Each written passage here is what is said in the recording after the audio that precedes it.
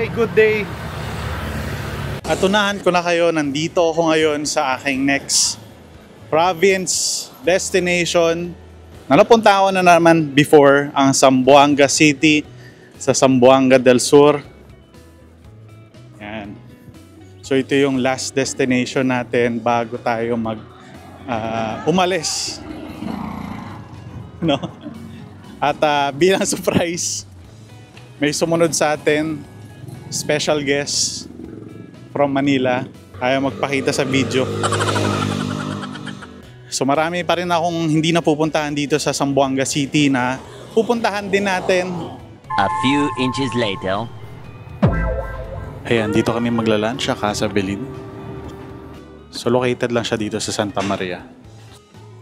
Ito siya, Casa Belin.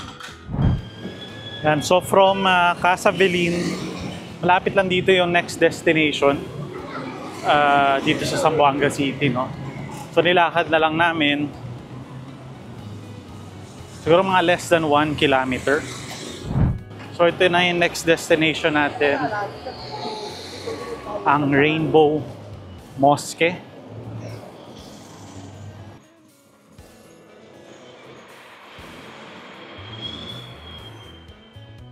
Yan, so meron din makulay na mosque dito sa Zamboanga City. Rainbow Mosque nga yung tawag sa kanya dito. So di lang ako makapasok sa loob, no? But ito yung itsura na sa labas.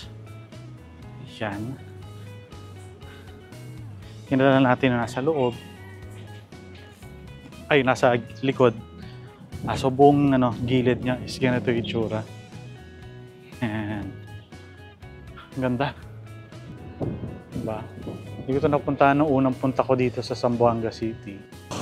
So ito pala, welcome Masjid Rainbow Zamboanga City.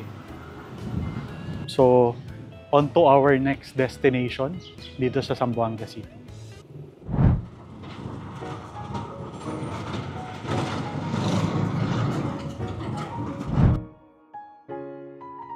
Next stop, Fort Pilar, one of Zamboanga's most important cultural landmarks. Here, history and heritage come together through exhibitions that tell the story of the city and its people. Zamboanga Encounters, where land and sea meet, is an exhibition that tells the story of Zamboanga, its history, culture, and unique identity shaped by both land and sea. The exhibition features a collection of artifacts, old maps, and historical narratives that bring the city's past to life. It also includes photographs and urban plans that show how nature and culture came together to form Zamboanga as we know it today.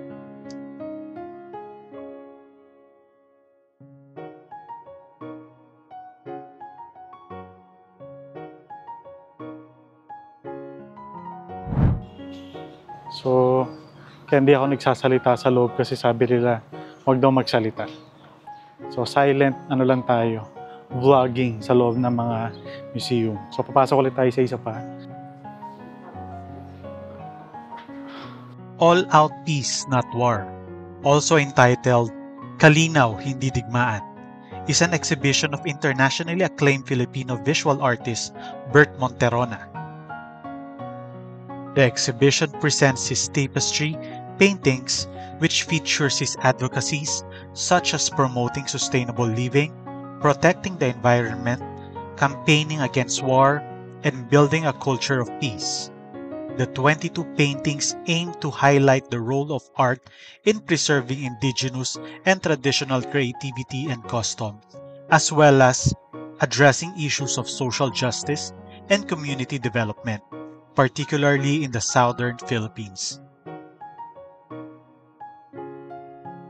So, papunta tayo sa next gallery station.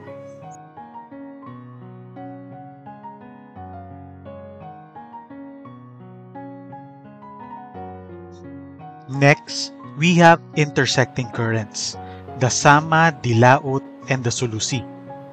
Here, you'll find jars, bowls, stoves, ladles, food trays, shifters, and colorful food covers, everyday objects that reflect their way of life on the water. You also see different types of fish spears used for fishing.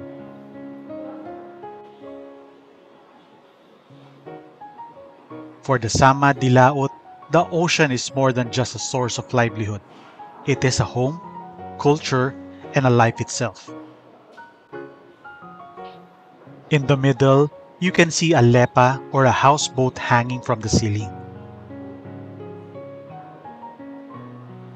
The lepa serves as their home, means of transport, and fishing vessel.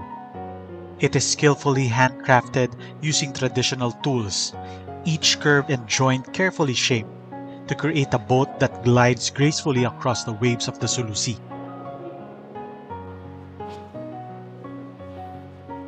Okay, tapos na tayo sa next destination. Punta tayo doon sa isang gallery. Check natin.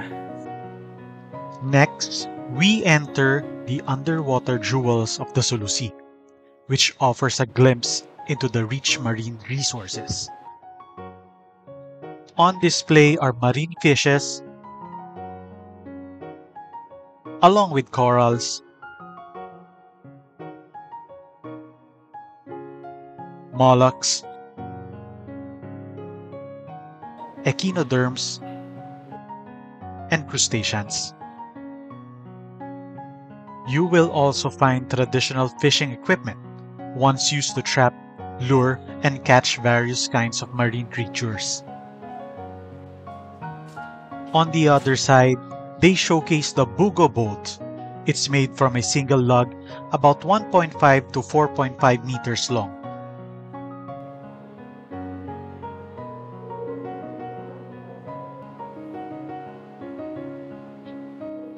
Then, let's take a closer look at this stunning mural by Noel Escultura.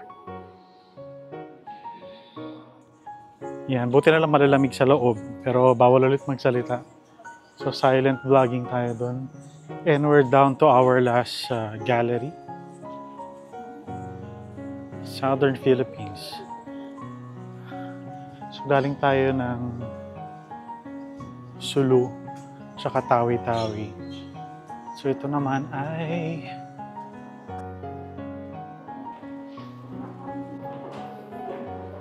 Tabawan, the island of pre-Islamic ritual and traditional practices of Tawi-Tawi. This is a photo exhibition of Paul Kiambao. The exhibition highlights the blend of indigenous traditions and Islamic beliefs, as practiced by Tabawan people. Pai Bahau is the symbolic offering of yellow rice to the ancestors. The occasion is observed annually during the period of new harvest, usually between the first and second month of the Islamic calendar.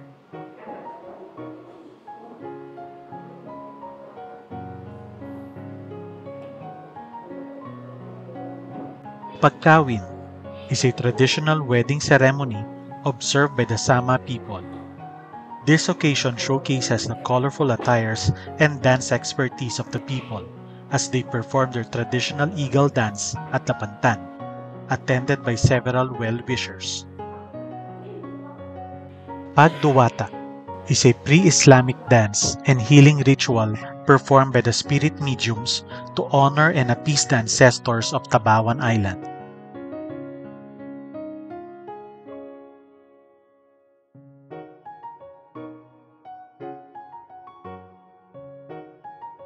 There are 7 rituals from Pagunting, Pagtubas, Pagkawin, Paibahao, Pagduwata, Pagjamu Bohedea to Pagkambuan. These rituals are interconnected and experienced from cradle to the grave, marking the passage of life for the Sama Tabawan.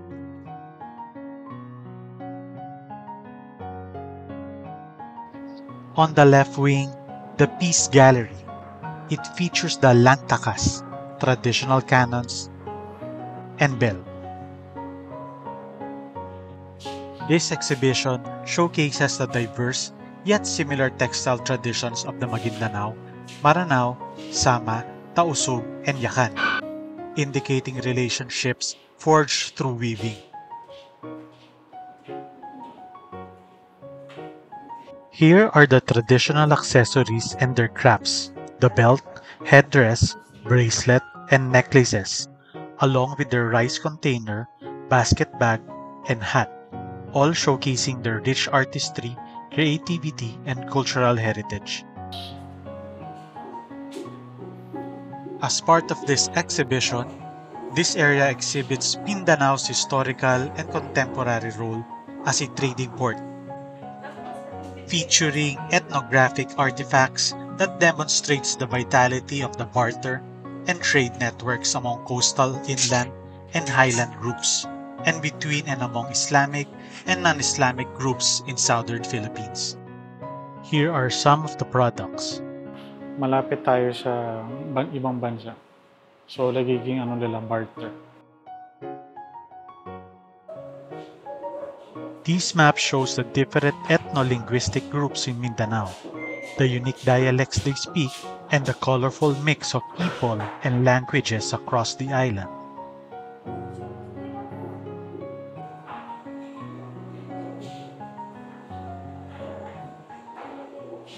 So, tapos na tayo sa fourth pillar. Very quick lang siguro, no? Kung pupunta kayo ng Tawi-Tawi, Sulu, dahil ang jump off nyo naman ay Zamboanga, pumunta muna kayo ng fourth pillar para malaman nyo, no, a little bit of history or ano yung mga dapat gawin. Kasi dami ko natutunan doon sa fourth pillar na yan. May kinalaman sa Sulu at Tawi-Tawi na gusto ko na bumalik ulit, lalo na sa Tabawan Island, Tawi-Tawi. Ang dami ko natutunan sa kanila, tulad ng mga culture nila, wedding culture, o kaya pag minamatay, ganyan. Okay, so punta tayo ng tourism office pala.